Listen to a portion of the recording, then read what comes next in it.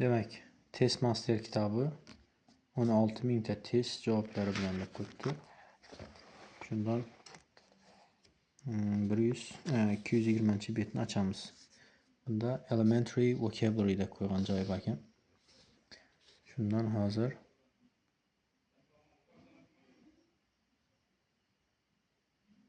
yaqinlashtiramiz. Hozir 10 donasini ishlab ko'ramiz. Demak, o'qiyman.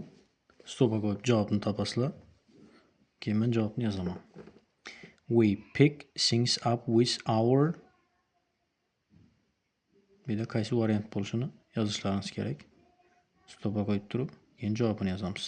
Arms, hands, hair, heads.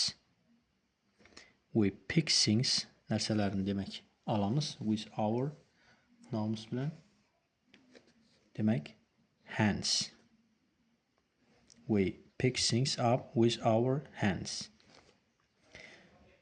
I lick an ice cream with my. Demak, bu yerda muzqaymoq yalamoq degan ma'noda kelib turibdi. Demak, qaysi javob bo'lsa yozamiz. Knee, chest, lips, tongue.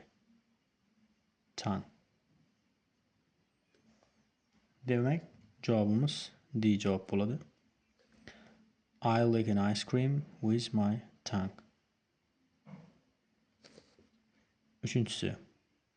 We eat something. I put it in my mouth, eyebrow, nose, neck. Javob tanlaymiz. Demak, uchinchiga mouse. To'rtinchi. We comb and brush our fingers, shoulder, hair, so. Demak, buni javobi aniq. Hair. I brush my regularly, especially after evening. Demak, javob C javob. Teeth. I sometimes go to school bus. Demak, bunda 6-ya. Ya'ni biz transport vositalarini bilan kelganda by bus, by car, by train deb ishlatamiz. Demak, bu yerda by bus, ya'ni avtobusda deyapti. Shuning uchun D javobni olamiz. 7-da she waited. Tanlaymiz. The bus in a bus stop. Waited. She waited. Ya'ni biror narsani kutmoqda wait for ishlatiladi. Bu degani wait for the bus, avtobusni kutmoq.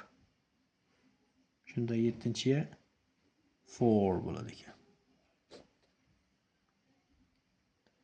She has got a yellow dress. Ya'ni kiyimlarga nisbatan dress with ishlatiladi ekan. Dress with. Ya'ni buni li degan ma'nosi bor. Keyingida ko'ramiz. Who is the man? The red tie. Javob. Who is the man with red tie? Demak, qizil galstukli erkak kim? Oxirgisi. I remember her. She was a one green shoe. Demak, bu yerda ko'pincha kiyimlarga nisbatan ishlatilib turibdi. The one with green shoe.